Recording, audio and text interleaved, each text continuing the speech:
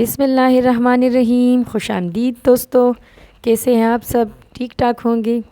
आज बनाने जा रहे हैं रंगीन सवैयों की डिश, और मैं बनाते बनाते आपको बता रही जाऊंगी कि इसमें क्या क्या जो है वो इंग्रेडिएंट्स शामिल हो रहे हैं, तो देखते रहिए साथ साथ। सबसे पहले जो है वो दूध को मैं बॉईल होने के लिए रख रही हूँ। उसमें मैं डाल रही हूँ इलायची 2 अदद, और दूध के साथ आप थोड़ी मिकदार में पानी भी शामिल कर लें, क्योंकि जब जो है सवैयाँ बॉइल्ड होती है तो सवैयाँ थोड़ी सी गाढ़ी हो जाती है। और जो है आप जानते हैं कि सवैया की जो रेसिपी है वो तो बहुत गाढ़ी अच्छी नहीं लगती, मतलब वो खीर सी बन जाती है ना फिर, जब बहुत ज़्यादा गाढ़ी हो जाती है। और हमें खीर नहीं बनानी, हमें सवैयों की रेसिपी जो है वो उसमें थोड़ा थोड़ा दूध रहने देना है।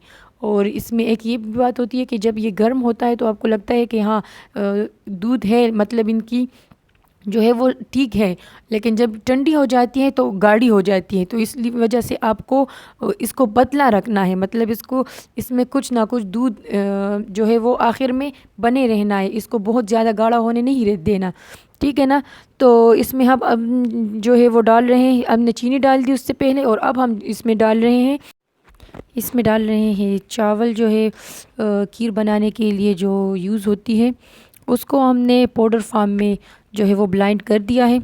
वो इसके साथ डलेगा तो इसकी जो है वो आप अगर मतलब लजीज़ा, जैसे हम लजीज़ा खीर बनाते हैं ना, उसी तरह की इसकी टेस्ट होगी, बहुत ज़बरदस्त टेस्ट आएगी अगर आप इसमें ये चावल शामिल करेंगे, ठीक है ना।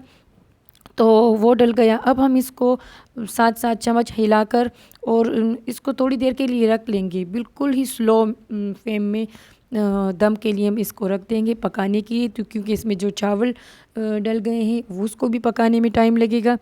तो पूरे आधे घंटे के बाद हमने जब इसको खोला तो इसकी शेप कुछ यूँ आई है, आप देख रहे हैं। मज़ेदार सी रेसिपी बन गई है चावल की, आप एक बार ट्राई ज़रूर करिएगा, ठीक है। और इसके साथ ही हम आप इससे इजाज़त चाहते हैं। अल्लाह के अमान में दिया, अपनी दुआ में हमें याद रखिए, हमें लाइक और सब्सक्राइब करना ना भूलिए। शुक्रिया।